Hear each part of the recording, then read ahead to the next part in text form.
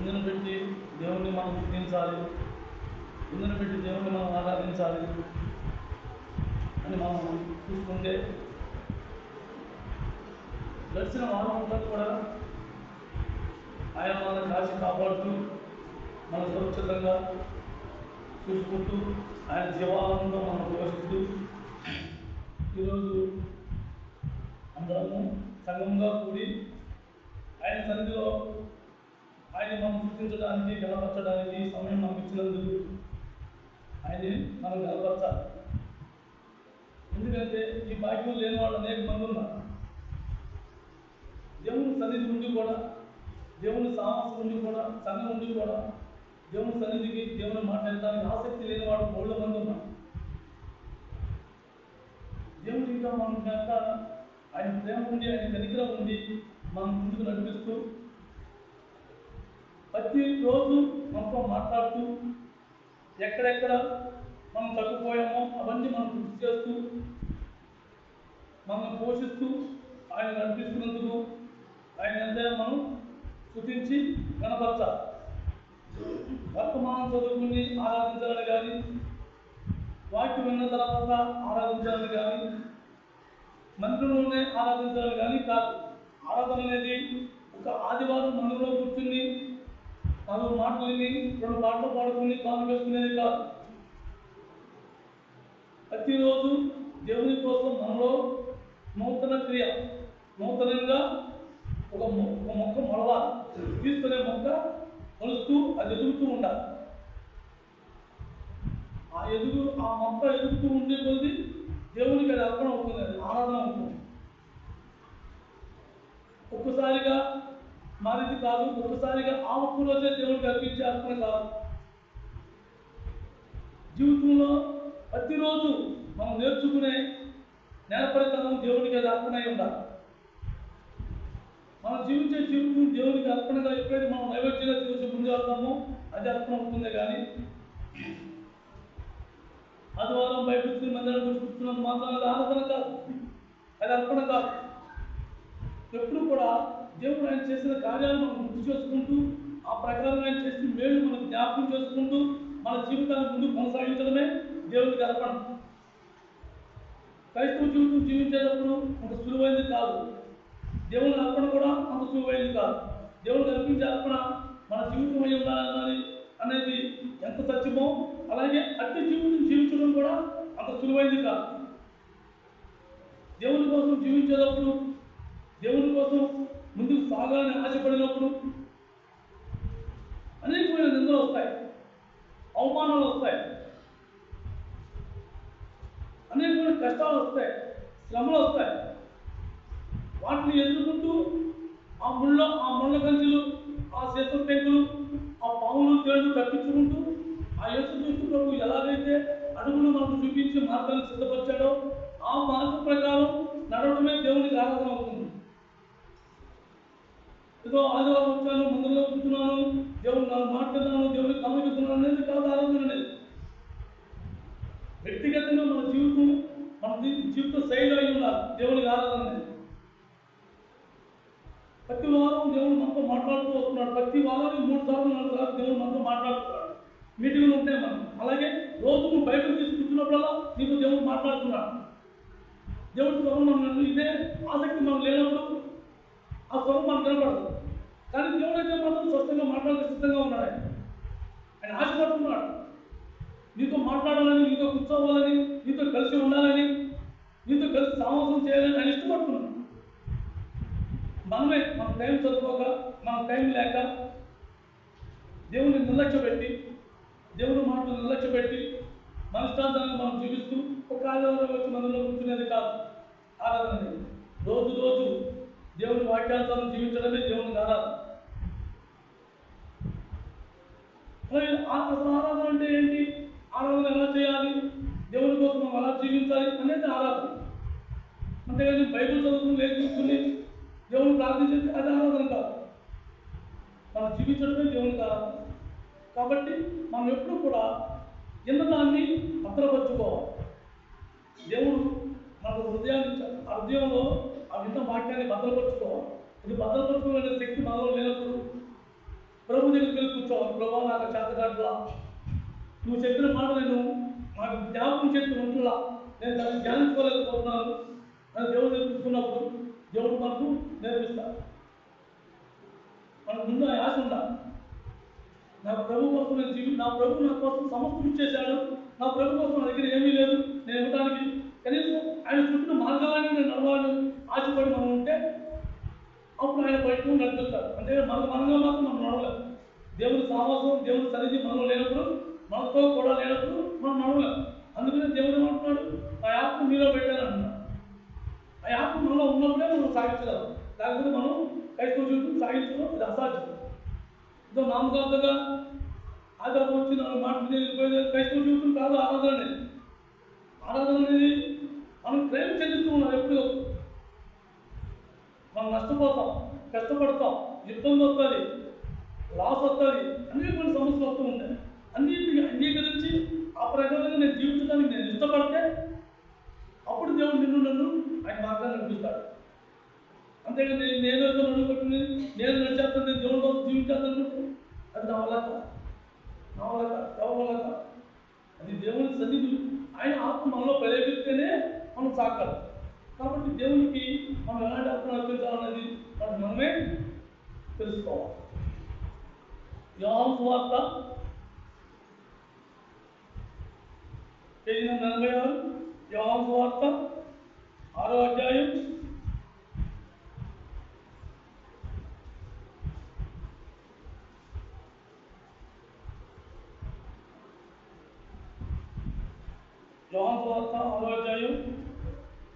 37వ వచనం.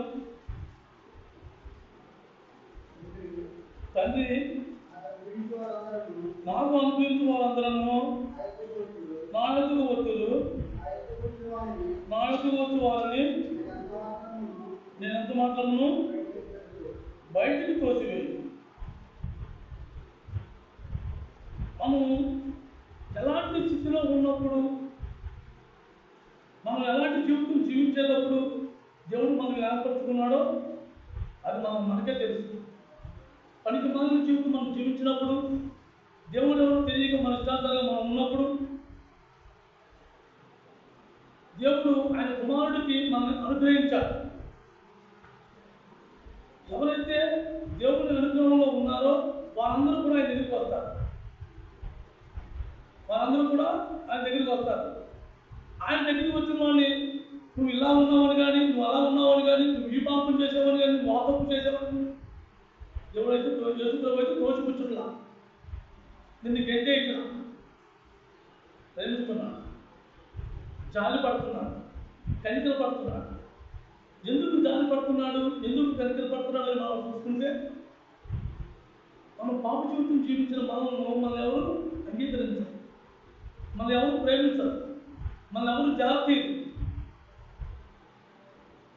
కానీ దేవుడు ప్రేమిస్తున్నాడు, దేవుడు జాగ్రత్త చేస్తున్నాడు. ఆయన అది వెంటనే వచ్చిన వాళ్ళు నేను ఎవరిని బయటికి తోసివేయండి, బయటికే తోసివేయండి, నాతోనే ఉంటాను. అలాంటి దేవుడు మనం ఆరాధిస్తున్నాం. ఎలా ఆరాధిస్తున్నాం? దేవుడి కోసం మనం ఎలా జీవిస్తున్నాం అని మనం ఎప్పటికప్పుడు సరి చేసుకుంటూ ఉండాలి, తను చూసుకుంటూ ఉండాలి. నేను ఇలా జీవించడం నా ప్రభుకి అంగీకారమా కాదా, నేను ఇలా ఉండగలనా, ఇలా చేయగలనా, ఇలా చేయకూడదా అనేది కాదు. అసలు నాకు నా ఆలోచన తప్పు, నా ఆలోచనే కరెక్ట్ కాదు. ప్రభు నా ఆలోచన ఇలాంటి చెడ్డ ఆలోచన, ఇలాంటి పాపం ఆలోచన, నాకు నచ్చిన ఆలోచన, నాకు ఇష్టమైన ఆలోచన నాలో ప్రేరేపిస్తుంది కదా తండ్రి, నేను దీన్ని జయించలేకపోతున్నాను కదా. అయినా నీ సామర్థ్యం నాకు కావాలి, నీ సన్నిధి నాకు ఉండాలి, అయినా నేను నీతో ఉండాలి, నీకు అర్పణంగా నా జీవితం కొనసాగిద్దామనుకుంటున్నాను, కానీ నేను జీవించలేకపోతున్నాను. ఈ దేవుడితో మనం మొరపెట్టుకున్నప్పుడు దేవుడు మనల్ని వినిపిస్తాడు. ఆయన ఎవరు చెప్తున్నాడు, నీ బందికాల నుంచి దేవుడికి మనం వినిపించాలని చెప్తున్నాడు. బందికుల నుంచి మనం వినిపించాలంటున్నాడు. మన మనోన్నతలో వెలిగింపజేశాలని దేవుడు చెప్తున్నాడు. ఇంకా మనం అజ్ఞానంగా మనం నచ్చినట్టుగా మనం మసుకుంటూ, మనకు నచ్చినట్టుగా మనం మాట్లాడుతూ, మనకు నచ్చినట్టుగా మనం తిరిగి ఆయా ఆదివారం మందిరానికి వచ్చి మందిరంలో కూర్చుని 4 మాటలు ఇది దేవునికి ఆరాధన అంటే ఆరాధన అవుతుంది. అది ఆరాధన కాదు. ఆరాధన అనేది ప్రేమతో కూడింది.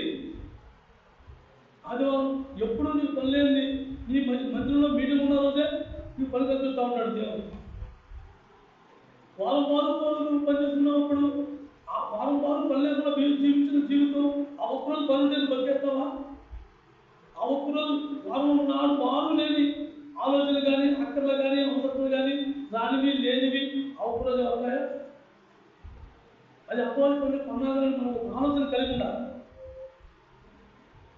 ఇన్ని వారం ఆ రోజు బతికిన వాడు ఒక్కరోజు నేను బతకలేనా? నాకు అనుకుంటే రేపు నాకు దేవుడు కూడా మనం ప్రయత్నం మనలో లేనప్పుడు ఎంతకాలం మనం ఆలోచనతో కూర్చున్నా ఆ ఒక్కరోజు ఏదో ఒక ఆటంకం సరిగ్గా రాదు. నీకు చెప్పుకుంటా దేవునికి నీకు సాహసం కావాలి అంటే లోకానికి నీకు ఒక చెప్పుకుంటా. ఆ తెప్పు లేకపోతే ఆ దేవుని సన్నిధిలో మనం జీవించదు. మనం ఎలాంటి స్థితిలో ఉన్నా సరే దేవుడు ఏమంటున్నాడు, నా ఎందుకు వచ్చిందా, నా దగ్గరికి వచ్చిందా, నేను అయితే తోచిపోతాను, బయటికి తోచిపోయి ఆయన దగ్గర రాకుండా, ఆయన మాట్లాడుకోకుండా మనం బయట తిరుగుతూ మనకు నచ్చినట్టుగా ప్రవర్తిస్తూ నాకు నచ్చిన ఆలోచనతో జీవిస్తూ నా సంతోషాన్ని, నా సుఖాన్ని, నా ఆనందాన్ని నేను చూసుకుంటూ నేను క్రైస్తవుడిని, నేను దేవుడి కోసం జీవిస్తున్నట్టు దేవుడు దాన్ని అంగీకరించాను. అలాగే దేవుడు మనం కష్టపడుతున్నాడా, మనం నిలుస్తున్నాడా? ఏం లేదు. నీ కష్టమైనా, హింసైనా, బాధైనా మనం చేసే క్రియలు పెట్టి మనం గుంతెచ్చుకుంటే వచ్చింది. అవి కావాలని మనం కల చేసుకుంటూ వచ్చింది. దేవుడైతే స్వేచ్ఛనిచ్చాడు, స్వేచ్ఛగా జీవించమన్నాడు. కానీ ఈ లోక విషయంలో అయితే ఆయన చెప్పిన మార్గాన్ని జీవించడానికి మనకు కొంచెం ఇబ్బంది కలగవచ్చు. అది దాన్ని అలవాటు పడి ఆ ప్రకారం జీవించుకుంటూ వస్తే ఆ జీవితం అనుభూతి పొందే కొద్ది ఆ రుచే వేరు.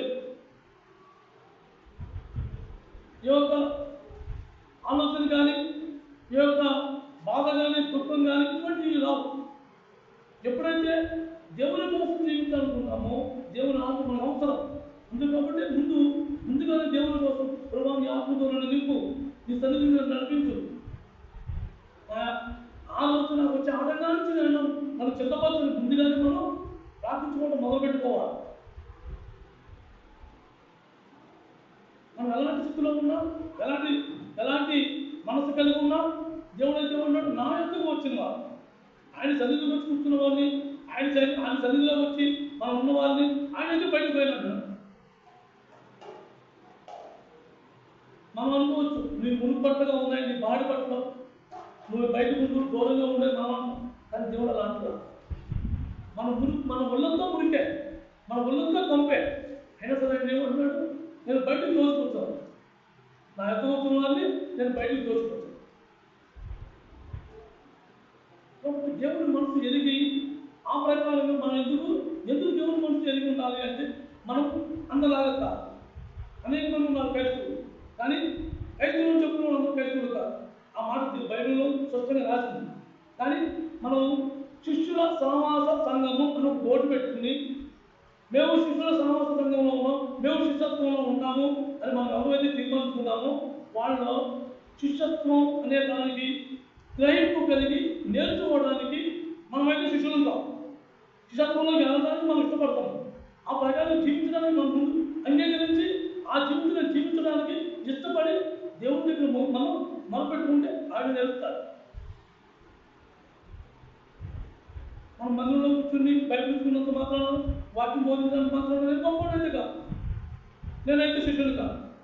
ఆ శిష్యులలోకి రావాలని ఆశపడుతున్నాను.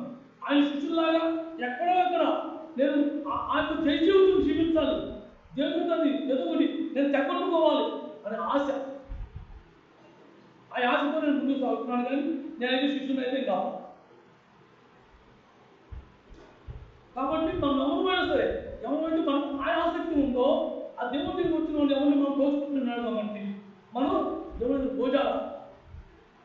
ప్రభావ నీలాగా నేను జీవించాలి, నీలాగా నేను జీవితం అనుకుంటున్నానే కానీ ఆ జీవితం నేను జీవించలేకపోతున్నాను, అట్టి జీవితం నాకు కావాలి. నీలాగా ఈయన నా ప్రియకుమారుడు అని ఎప్పుడు నేను అనిపించుకోవాలా అని ఒక ఆశ మనకు ఉండాలి.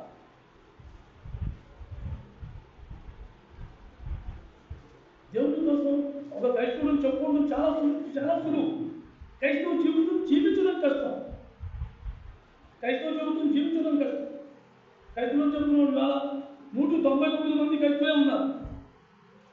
అందుకనే కొన్ని చట్టాలు కూడా విధించేస్తారు. మీరు వెళ్ళకూడదు, మీరు భయపెట్టుకోకూడదు, మీరు మందిరంలో పోకూడదు, మీరు ఇళ్ళ గృహ మీటింగ్లు పెట్టకూడదు. ఎందుకంటే క్రైస్తవులు ఎక్కువైపోయారు. కానీ క్రైస్తవంలో జీవించేవాళ్ళు మాత్రం లేదు, అతి తక్కువ మంది. శిష్యత్వంలో జీవించాలనుకున్న అతి తక్కువ మంది, మార్గాలు తక్కువ మంది ఉంటారు. వాళ్ళు మనం ఉండాలని ఆశపడాలి. పర్లోక రాజ్యంలో ఉండాలి, నేను బాప్తిసం తీసుకుంటే పరలోకంలో వెళ్ళిపోతాను, ఇలాంటి ఆలోచనలు కాదు. మన ఆలోచన అంతా కూడా నా ప్రభు కోసం నేను జీవిస్తాను. నా ప్రభు కోసం నేను జీవించాలంటే నాకు ఆశ ఉండాలి.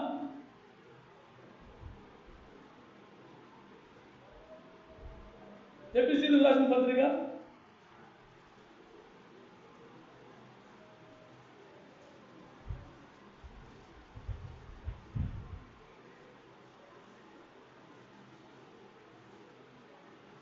174 పేజీ నెంబర్ 174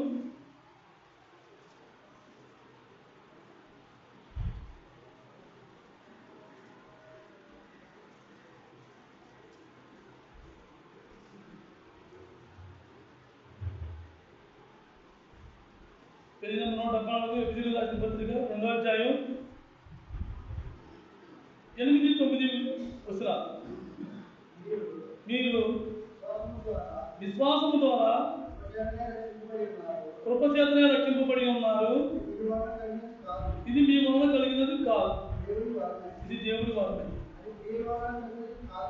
అది క్రియల వలన కలిగినది కాదు కనుక ఎవడను అతిశయపడేందుకు వీల్లేదు. మనకు ఈ రక్షణ దేవుడిని కనికరం పడి ఆయన మనకిస్తే వచ్చింది. కానీ మనం చేసిన మేళ్ళు కానీ, మనం చేసిన మంచి పనులు కానీ, లేకపోతే మనంత ఉన్నత స్థాయిలో పుట్టామని కానీ, మనం ఏదో అధికారంలో పుట్టామని కానీ, మనకు స్థాయి వస్తుందని కానీ దేవుడు మనం ఏర్పరచుకోవాలి. ఆయన మనకు రక్షణ ఇవ్వాలి. మనం పాపంలో ఉండి మనం ఎవరో అంగీకరించినప్పుడు, ఆయన సన్నిధికి వచ్చినప్పుడు, ఆయన మనపై ఎలాగైతే ప్రేమించాడో అందుకు ముందే మనకు రక్షణ కల్పించాడు. ఆయన మనం పాపంలో మన తల్లి గర్భంలో పుట్టక ముందే మీకోసం నా కోసం ప్రేమ చెల్లించేశాడు, దాచి ఉంచాడు. ఫలానా రోజు ఫలానా టైంలో మనం ఇక్కడ పుడతామని, ఇక్కడ దేవుడు అనేది తెలుసుకుని ఆయన సన్నిధికి చేస్తామని అన్ని మనం ముందుగానే తెలిసాయి. మనందరి కోసం ముందుగా ఆయన ప్రేమ చెల్లించాడు. కానీ ఆ పాప శిక్ష నుంచి ఆయన క్రైమ్ కట్టి మనం విడిపించాడు. కానీ మనం మళ్ళీ ఆ పాప శిక్షకు పాత్రలో ఉందామా, లేకపోతే ప్రభు కోసం జీవిద్దాం అన్నది మన ఇష్టం, మనకి ఇచ్చిపెట్టాడు. నేను మీ క్రైమ్ చెల్లించాను, మీ ఇష్టానుసారంగా మీరు జీవించడానికి వీలు లేదు, నేను చెప్పినట్టే మీరు నడవాలి, నా సన్నిధిలో మీరు నడవాలి, నా మాటే మీరు ఆలకించాలి. దేవుడు ఎవరు శాసించాలి. విడిపించాడు, స్వేచ్ఛ పెట్టాడు. ఆ స్వేచ్ఛ పెట్టినాడు.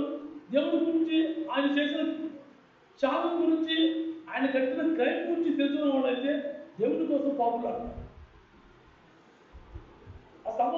ఆ యొక్క వ్యభిచారం పట్టుబడ్డ స్త్రీని ఎప్పుడైతే ప్రభు దగ్గర తీసుకొచ్చారో, తీసుకురాక ప్రభు ఏం చేశాడు, వాళ్ళందరినీ ఒక మాటతో ఇప్పించాడు. ఏమన్నాడు, నీలో ఎవరైతే పాపం చేయలేదో వాళ్ళ రాయి ముందేసి పట్టండి. అందరూ విడిచిపెట్టి వెళ్ళిపోయారు. అందరూ విడిచిపెట్టి వెళ్ళిపోయిన తర్వాత అప్పుడు ఆమె అక్కడే ఉంటున్నాను, వెళ్ళిపోవాలి. అందరితో పాటు మా బాగా ఓ దేవా నీకు నిన్న వందలు నన్ను బతికించావు అని అక్కడి నుంచి వెళ్ళిపోవాలి. మన బాధలు అక్కడే ఉంటున్నారు కనబడం. ప్రభు చూసి, అమ్మా నీకెవరు చెక్ చేయలేదా? లేదు ప్రభు. అయితే నేను కూడా నీకు చెక్ చేయలేదు అన్నప్పుడు, సర్లే ప్రభా ఇక్కడి నుంచి నేను జాగ్రత్త ఉండాలని వెళ్ళిపోయిందా? వెళ్ళిపోరా. నేను ఎక్కడికి వెళ్ళమంటావు ప్రభా? నా బతికేటో తెలిసి నన్ను ఎవరైనా నన్ను శాంతి చేస్తారా? నీవు కాబట్టి నాయన మరణానికి పాత్రమైన నన్ను విడిపించావు. నేను ఎక్కడికి వెళ్ళిపోతున్నాను? నీ పాదాల దర్శనం చూడితే చాలు ప్రభా. నిన్ను నన్ను కూడా అలాంటి మరణం చేయించాడు. మనందరినీ కూడా ప్రభు అలాంటి మరణం నుంచి ఇడిపించారు. ఆ మరణం నుంచి ఇడిపించిన దేవుడు ఏం చెప్తున్నాడో మనకు అది ఆలోచన ఉండాలి కదా. దేవుడు ఏం మాట్లాడుతున్నాడో గ్రహింపు ఉండాలి కదా. దేవుని కోసం అరే నేనేదో ఆదివారం వచ్చి కాను వేసుకుంటున్నాను, ఆరోపణ అయిపోతుంది, నేను పర్వంలో ఉంటాను అనుకుంటాం. అది ఎంత అజ్ఞాన స్థితి, అది ఎంత మనం అమాయకత్వం. అందుకే దేవుడు మనసు జాగ్రత్తపడుతున్నాడు. అదే ఎప్పుడు అర్థమవుతుంది, ఎలా చెప్తే అర్థమవుతుంది. దేవుడు అయితే ఏమంటాడు,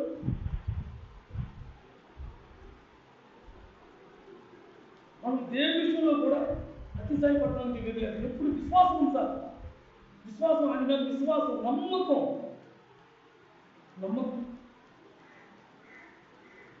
ఒక ట్రైన్ ఎక్కితే మనం ఖచ్చితంగా ట్రైన్ ఆగుతుంది, ఆ ట్రైన్ ఆగినప్పుడు మనం దిగొచ్చు, నమ్మకం మనకు ఎలా అయితే ఉంటుందో అలాగే యేసుక్రీస్తు ప్రభు అనే ట్రైన్ మనం ఎక్కాము.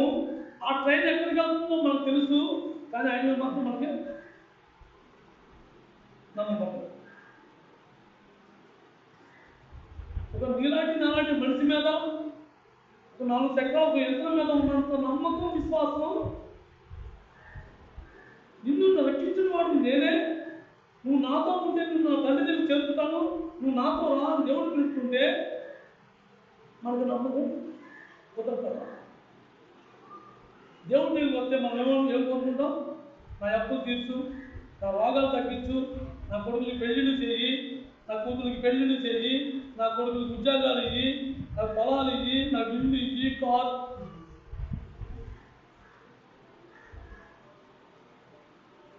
కానీ ప్రభు ఏమన్నాడు, నువ్వు ఎన్ని ఎన్నో రోజులు ఉండవు రాయి, నువ్వు జీవించేది అతి తక్కువ రోజులు ఇక్కడ, నాతోనూ నా తండ్రితోనూ నువ్వు చాలా కాలం ఉండాలి, శాశ్వత కాలం నువ్వు నాతోనే ఉంటారు, నా బండి ఎక్కడ నేను తీసుకెళ్తా, సరాసరి తండ్రి దగ్గరికి తీసుకెళ్ళి నువ్వు తండ్రి దగ్గర దిగుతా అని ప్రభు పిలుస్తున్నాడు. కానీ మనం దాన్ని అంగీకరిస్తున్నామా? ఎందుకంటే ఆ ప్రయాణం మనం చేయాలంటే మన శరీరాన్ని మనం చంపుకోవాలి, మన ఆశల్ని మనం చంపుకోవాలి, మన కోరికలు మనం విడిచిపెట్టుకోవాలి. అందుకనే దేవుడు యేసు ఏమన్నాడు, ధనవంతులు నా రాజ్యంలో రాలేదు. ఎందుకు ధనవంతులు వెళ్ళలేరు? ధనవంతులకి దీనవంతులు ఉండదు. దీనులుగా ఉండటం కానీ, తనకన్నా లాభం బాగా తక్కువ దగ్గర అదే ఏమి తింటాకి ఉంటాకి లేకుండా ఏదో అప్పుడు తెచ్చి ప్రతి వాళ్ళ దగ్గరికి వచ్చి ఏదన్నా మాట తనప్పుడు అతను ఆ పెద్దవాడు మాట కున్నప్పుడు అదే తమ్ముడు సారీగా తప్పైపోయిందా అనే స్వభావం వాళ్ళలో ఉండదు, దీనవంతులు లేదా. అందుకని దేవుడు అంటున్నాడు ఆ మాట. మనం ఏ విషయంలో కూడా అతిశయపడటానికి లేదు. నేను గొప్పని, నేను ఎంతో వాక్యం పోగలుగుతాను, లేకపోతే దేవుడి మీద నాకు ఏదో నాకు మాట్లాడచ్చు, ఇలాంటి నేను నాకు నేరుగా చెప్పుకోవడానికి ఏ అధికారం నాకు లేదు.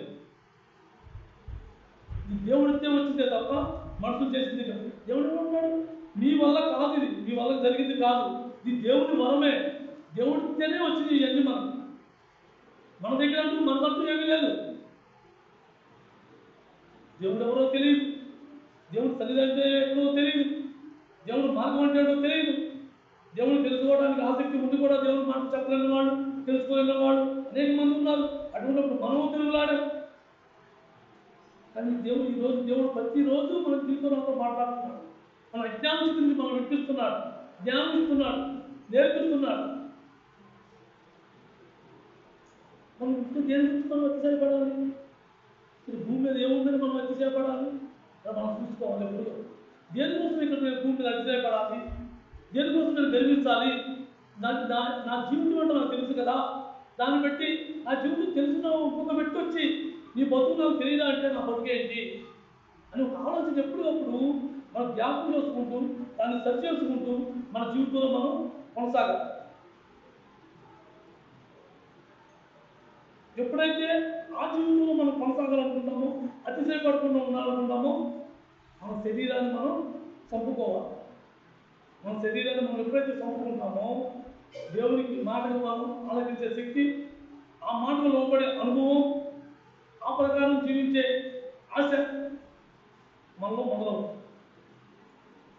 నా అధికారాన్ని నేను కోరుకోను, నా ఇష్టాన్ని నేను చంపుకోను, నా ఆనందాన్ని నేను విడిచిపెట్టుకోను, నా సుఖాన్ని నేను వదులుకోను అనుకుంటే దేవుని సన్నిధికి మనకు రాదు.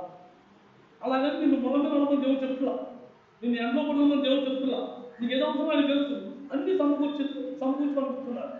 ముందుగానే మనకి ఏదో అవసరం అని సిద్ధపరిచాడు. ఈ రోజుల్లో ఏసీ లేకుండా బతకడానికి దేవుడు స్వచ్ఛమైన గాలి మనకు కూడా, కరెంట్ లేకుండా సూర్యుడు చంద్రుడిని నక్షత్రాలు పెట్టలా.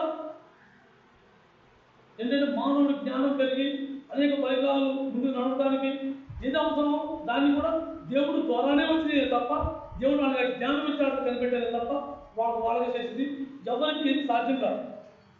కాబట్టి ఏ విషయంలో కూడా మనం అతిశయపడటానికి లేదు. నేను గొప్ప, నేను దెబ్బ, నేను అది నేను ఇది చెప్పుకోవడానికి లేదు.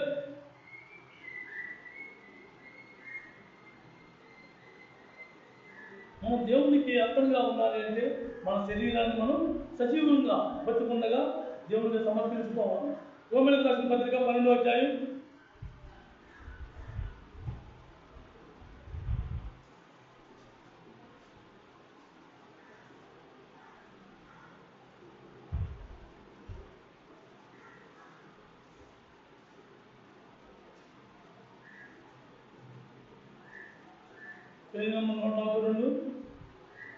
12వ అధ్యాయం 1వ వచనం, మన ఆత్మను చదువుకునే వచనమే. కాబట్టి సహోదరులారా, పరిశుద్ధమును దేవునికి అనుకూలమైన సజీవ యాగముగా మీ శరీరములను ఆయన సమర్పించుకుని దేవుని వాక్యాలను బట్టి మిమ్మల్ని బతిమాలుకుంటున్నాను. విట్టి సేవ మీకు యుక్తమైనది. సజీవంగా బతికుండగా మన శరీరం అనేక వాటిని కోరుకుంటూ ఉంటారు. చచ్చిపోయిన దానికి ఏ ఆశ ఉండదు. ఆ శవానికి ఏ ఆశిస్తుందా? శవం ఎండలో పడికి పెడితే ఎండలో ఉంటుంది, వానలో పడికి పడితే వానలో ఉంటుంది, పట్టుక తీసేది నిప్పులుగా పడితే నిప్పుల్లో కాదు, గోయి తీసి కోతగా పెడితే కోతగా ఉంటుంది.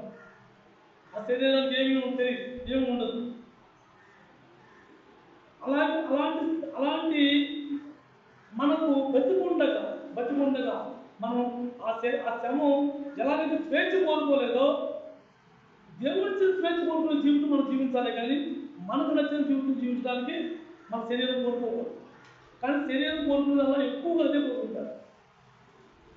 నా ఇష్టం, నా సంతోషం, నా సుఖం, నా లాభం, నా బంధుమిత్రులు, నా రక్త సంబంధికులు, ఈ ఆలోచనతో ఉంటుందే కానీ నా ప్రభు కోసం నేను దేన్నైనా విడిచిపెట్టుకుని ఆ రోజు నా ప్రభు కోసం జీవిస్తే చాలు అనే మనస్తత్వం కలిగి ఉండమే దేవుని ఆరాధన. బతికుండగా చచ్చిపోయిన తర్వాత నేను బాధ్యత జీవితంలో చచ్చిపోయిన వాళ్ళలో ఉంటాననుకుంటాం, అది మన అమాయకం. దేవుడు నువ్వు నేను బతికుండగానే ఆయనకి మనం అర్థం అయి ఉండాలి, సరెండర్ అవ్వాలి. అప్పుడు ఎప్పుడైతే మనం ఇష్టపడుతుంది ఆయన దగ్గరికి వచ్చి ప్రభావ నా వల్ల కాట్లా, నా చేత కాట్లా, నేను జీవితాన్ని ఆశపడుతున్నాను కానీ అట్టి జీవితం నేను జీవించలేకపోతున్నాను మనం ఆడినప్పుడు, ఆయన దగ్గర మనం కొనియాడినప్పుడు ఆయన మనలో నూతన క్రియ చేస్తాడు. నూతనంగా మనం మారుస్తాడు. ఒక్కరోజులో మార్చింది కాదు, ఒక్కరోజు జరిగింది కాదు. రోజు నీలో నాలో తీసుకునే మొక్క మొలుస్తూ ఉండాలి. అది జీవంతో కూడుతూ ఉంటారు. ఆ మొక్క మొలవాలి అంటే ముందు మనం ప్రభువుకి, ఆ పరలోక తండ్రికి, ఆ పరిశుద్ధాత్మ దేవుడికి మనం సరెండర్ అవ్వాలి. అప్పుడు ఆయన ఆత్మతో నింపి మనలో జీవం పోస్తూ ఉంటాం. లేకపోతే మన శరీరం ఎంతసేపు మన ఆశలు, మన అధికారాలు, మన కోరికలు, మన ఉద్యోగాలు, మన సంపద, ఇవి నాది నాది నాది నాది నా ఇష్టం. ఫస్ట్ ముందు వచ్చేది నా ఇష్టం. ఈ నా ఇష్టం అనే మాట మనకు ఎంత దూరమైనా తీసుకెళ్ళిపోదు. నా ఇష్టం అన్ని అన్నామా మనం అతిశయపడ్డాం, గర్వించినట్టు. అది గర్వమే ఉందని మనం అనుకుంటాం. అది అసలు ఫస్ట్ గర్వం మొదలైందే దాంతో, నా ఇష్టం అనే దాంతో గర్వం. నా ఇష్టం దేనికి నీ ఇష్టం? ఏ అధికారం ఉందని నీ ఇష్టం?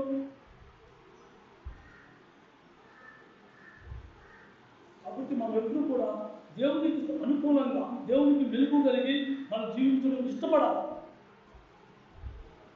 అటువంటి జీవితంలో మనం జీవించడమే దేవునికి ఆరాధన అవుతుంది. కానీ అనిష్టాంతంగా మనం జీవించి నేను దేవుని కోసం నిలబడ్డాను, దేవుని కోసం జీవించాను, నా జీవితం దేవునికే అర్పణ, నేను సమస్తం దేవునికే అనుకునేది కాదు. ఒక్కరోజు తెలియదు కాదు. రోజు నువ్వు ఆ మార్గంలో స్థిరపడి ఆ ప్రకారంగా నువ్వు నడక మొదలుపెట్టిన తర్వాత వెనక్కి తిరగకుండా ముందుకు సాగాలి. దుక్కుతున్నవాడు ఆ మేడ చెట్టు మేడ కొరకు చేసి ఎంతని చూస్తూ ఉంటాడా? చూస్తూ ఉంటే చాలు కలవదు. ఎంతని చూస్తూ ఉంటే ఎట్లు దాన్ని నెట్టిపోతాయి.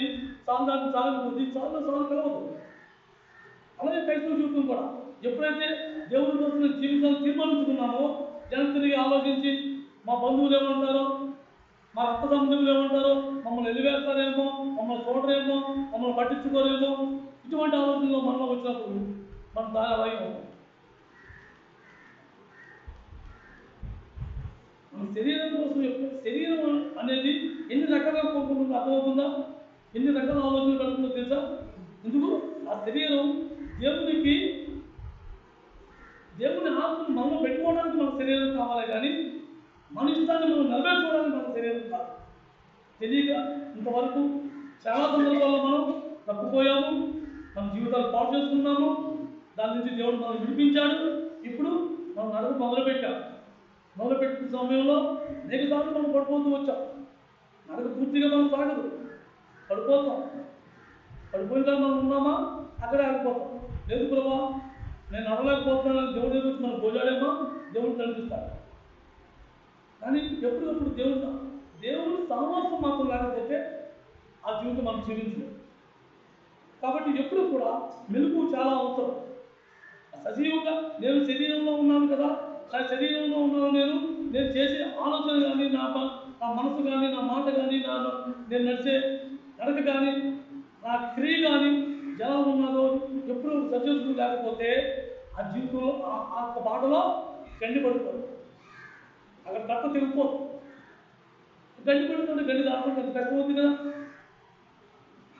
ఆ గండి పడకుండా మనం నడుస్తూ తొందరగా ఆ పనులు పూర్తి చేసుకుంటూ ఉండాలి. దేవుని కోసం చేసే పనులు మనం పూర్తి చేసుకుంటూ ఉండాలి. యాకోబు రాసిన పత్రిక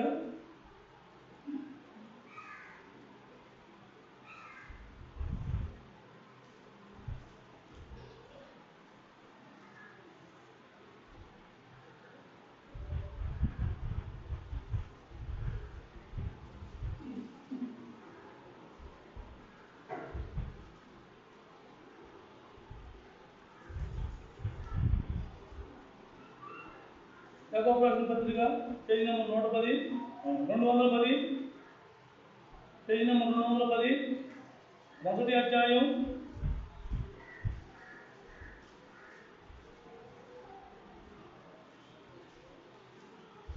26వ వచనం. ఎవడైనాను నోటికి కళ్ళెం పెట్టుకొనక తన హృదయంలో మోసపరుచుకొనుచు భక్తి గలవాడని అనుకున్నాయా వాడి భక్తి అర్థమైంది. ఎందుకంటే మన శరీరంలో ఇది ఒక పెద్ద ప్రమాదకరమైందన్నమాట. మన శరీరం అంతట్లో కూడా ఒక పెద్ద ప్రమాదకరం. పెట్రోల్ అంటూ ఉంటుంది, ఒక కోటి చాలు బొమ్మంతా బాగుంటుందని ఆ ఒక్క నాలిక శరీరం అంతటిని కూడా భ్రష్టత్వం పట్టించారు. దేవునికి సమస్త శరీరము దేవునికి దూరం అయిపోతుంది. ఒక నోటితో వచ్చే మాట, మనం నోటితో ఉంటే మాటే కదా ఏదో అనేసేమని అనుకుంటాం. మనం అన్న మాట ఎవరో బాధ కలిగించవచ్చు, దుఃఖించవచ్చు, నెప్పి బాధ అనిపించవచ్చు. కానీ ఆ మాట ఎంత భయంకరమైంది. మనలో అవయవం, మన శరీరం అంతటినీ కూడా ఈసారి పొంగొట్టేస్తాం. ఈ మాట గురించి మధ్యలో దేవుడు చాలాసార్లు మనతో మాట్లాడుతున్నాడు. అనేక సందర్భాలు, శుక్రవారం కానీ, మంగళవారం కానీ, ఆదివారం బలవర్తమానంలో కానీ, తర్వాత గృహ మీటింగుల్లో కానీ ఈ మధ్యలో దేవుడు పదే పదే హెచ్చరిస్తున్నాడు మనం. ఆ నోటి మాట ఎంత భయంకరమైందో మనందరికీ తెలుసు.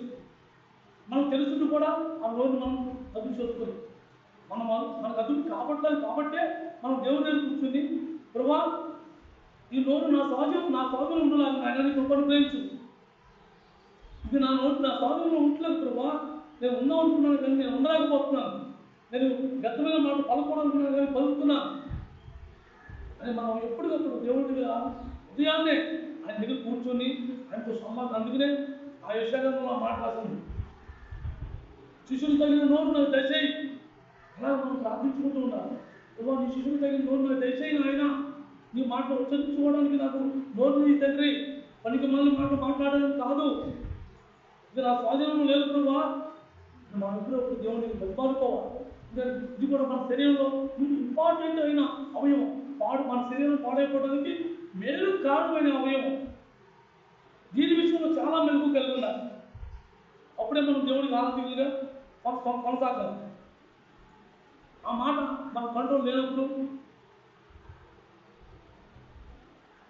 ఎవరో ఏదో చెబితే ఆ ప్రకారం మనం నోరు పడకుండా నోటుకున్నట్టు వాగేయటం, మాట్లాడేయటం, తిట్టేయటం, ఇటువంటి పనులు మనం చేసినప్పుడు వ్యర్థంగా మనం 5 రోజులు జీవించిన జీవితం 6 రోజులు కోల్పోతాం. 6 రోజులు జీవించిన జీవితం 7 రోజులు కోల్పోతాం. ఒక్క మాట చాలు, ఒక్క నోరు చాలు. అందుకే దేవుడు ఆ అవయవాన్ని అంత భయంకరంగా దాని గురించి చెప్తున్నాడు. దేవుడు మనకు శరీరాన్ని ఇచ్చాడు. ఆ శరీరంతో ఏం చేయాలి? మనం దేవుడిని మహిమపరచాలి కానీ మన ఇష్టాంతాన్ని మనం వాడుకోవడానికి కాదు. మన ఇష్టాంతాన్ని మనం వాడుకున్నాం. ఇంతవరకు మన ఇష్టాంతాన్ని మనం వాడేస్తున్నాం. మిగిలిన జీవితంలో దేవుడి కోసం జీవితాన్ని ఆలోచన కలగనప్పుడు ఎన్ని రోజులు నువ్వు మధ్యలో కూర్చున్నావు, ఎన్ని మీటింగ్లకి నువ్వు రెగ్యులర్గా వచ్చినా, ఎక్కడ ప్రార్థన ఎక్కడికి వెళ్ళినా, ఎక్కడ మీటింగ్ ఎక్కడికి వెళ్ళిపోయినా, ఎన్నిసార్లు నువ్వు తిరిగినా మన జీవితం అలాగే.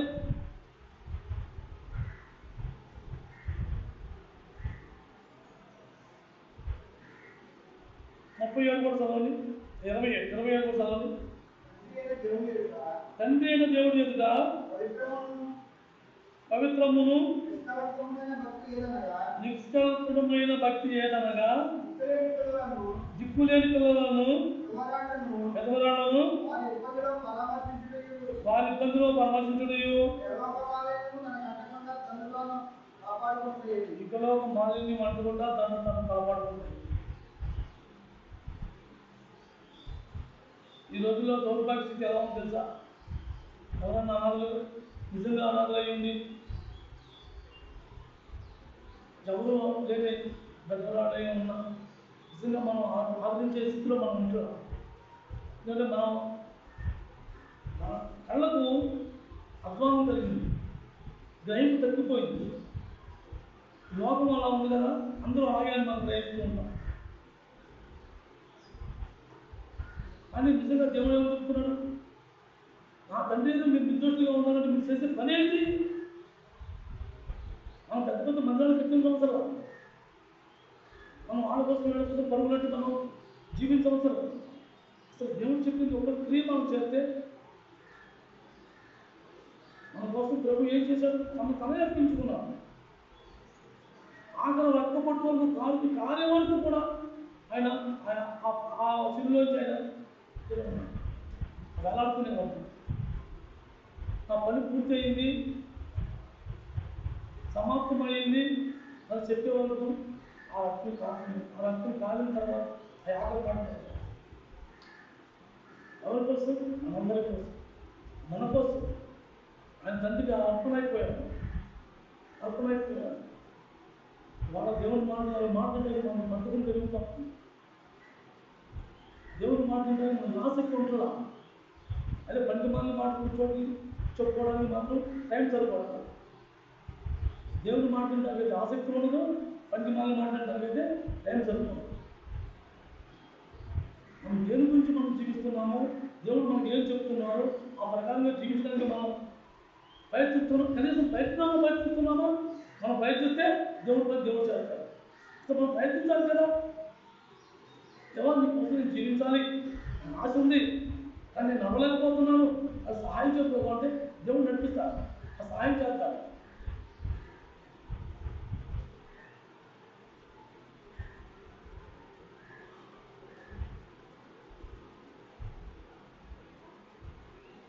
యోహాను సువార్త 17వ అధ్యాయం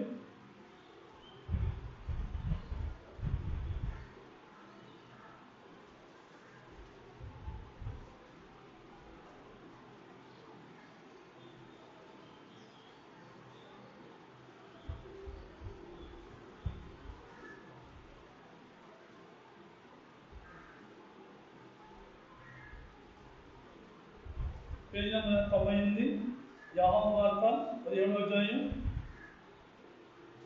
4వ వచనం. చేయుటకు నీవు నాకు ఇచ్చిన పని నేను సంపూర్ణంగా నెరవేర్చి భూమి మీద నిన్ను మహిమపరిచితిని. ఎందుకు దేవుడు ఈ భూమి మీద మనకున్న అవసరతలు ఏంటి? దేవుడు మహిమపరిచే అవసరత ఉంది. మన అవసరతని దేవుడు తీర్చేశాడు. మనకి ఏదో అవసరమో మనకు అన్ని ఇచ్చేశాడు దేవుడు. కానీ దేవుడిని మహిమపరచడానికి అవకాశం ఉండి, టైం ఉండి మనమే ఇబ్బంది పడుతుంది. ఈ భూమి మీద ఏముంది అంటే, ఈ భూమి మీద నువ్వు ఏమీ లేదు, కానీ ఉంటుంది. ఏంటది? ఈ శరీరాన్ని ఇచ్చాడు. ఆ శరీరంతో దేవుడిని మహిమపరచమన్నా. నువ్వు బతికుండగా, నువ్వు సజీవంగా ఉండగానే ఆయన మహిమపరచాలి. చనిపోయిన తర్వాత పర్లోకంలో వచ్చి నీ దగ్గర నీ బాధగా ఉంటుంది, నిన్నే చూపించాను, ఇక్కడ ఈ భూమి మీద ఉందని చెప్పు, నా ఇష్టాంతాన్ని నేను జీవించాలంటే రెండు జరగదు. ఏదో ఒకటే జరుగుతుంది. దేవుడు ఏదో ఒక అవకాశం ఇస్తాడు. రెండు మన ఇష్టాంతంగా జరిగేది మాత్రం దేవుడు మహిమ కోసం మనం జీవించాలనుకుని, దేవుడు మహిమపరచాలనుకున్నప్పుడు మనకు నష్టాలు వస్తాయి, ఎదురు దెబ్బలు తగులుతాయి, గొప్పలు తగులుతాయి, నిందలు వస్తాయి. నువ్వు రుజువులకి సాక్ష్యానికి ఎలా ఉండాలా? ఓ దేవా, ఇది నువ్వు నాకు అనుమతించావు, సంతోషంగా అనుభవించు.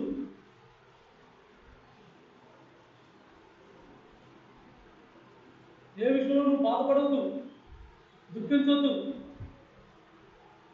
ఎప్పుడైతే మనం అలాంటి తీర్మానం తీసుకుని ఆరోగ్యంగా జీవిస్తామో అప్పుడు ఈ శరీరంతో దేవుడిని మహిమపరచడం, దేవుడిని కనపరచడం. దేవుడు మన శరీరాన్ని ఇచ్చినప్పుడు మన ఇష్టాంతరం మనం జీవించడానికి కాదు, ఆయన మహిమపరచాలి. ఈ భూమి మీద ఆయన మహిమపరిచి ఆయన కోసం జీవించిన వాళ్ళు అనేక మంది మనకు ఎదురైనప్పుడు చిక్కుతో తలంచుకుంటాం. దేవుడికి నేను నిత్య ఆనందం చేశాను మనం ఒక్క చెప్పుకుంటాం. ఆ జీవితం దేవుని కోసం ఇలాంటి నిందలు అనుభవించాను, మాటలు పోసాను, ఎవరిని నేను తిరిగి సమాధానం చెప్పలేదని చెప్పుకోవడానికి కూడా మన దగ్గర మాట అయినా మిగిలిందా? అలాంటి దానికోసమే మనం పాల్గొనాలి. అలాంటి దానికోసమే మనం తెగించి ముందుకు సాగుతాం. ప్రభువుని అడుగుతాం, మేము సాగలేకపోతున్నాం ప్రభా, మేము జీవించలేకపోతున్నాం ప్రభా, మాకు చేత కావట్లేదు తండ్రి, నువ్వు అనుమతిస్తే మేము ముందుకు సాగుతాం, నువ్వు నడిపిస్తే మేము నడుపుతాం. ఆశ మనలో చూస్తున్నాం. ఆశ మనకు కావాలని ప్రభువుని అడుగుతాం. ఎవరైతే ప్రభువు కోసం మన శరీరాన్ని నలగొట్టుకుంటామో అది దేవునికి ఆరాధన. మందిరంలో కూర్చుని నాలుగు మాటలు విని రెండు పాటలు పాడుకుని పనులు చేసుకునేది కాదు దేవునికి ఆరాధన. లేదు, ఇష్టపూర్వకంగా మన జీవితాన్ని దేవునికి అర్పించడమే దేవునికి ఇష్టమైన ఆరాధన. అట్టి ఆరాధన దేవునికి అవసరం. అంతేగాని ఆదివారం కూర్చొని పనులు చేసుకునే ఆరాధన కాదు దేవునికి అవసరం. కాబట్టి మనం ఎలా జీవిస్తున్నామో, మనం ఏం నేర్చుకోవాలో, దేవుడు మనతో ఏం మాట్లాడాడో ఆ ప్రకారం జీవించడానికి మనం అందరం కూడా ఇష్టపడదాం. ఉన్న సమయం ఆయన చూసుకుంటారు.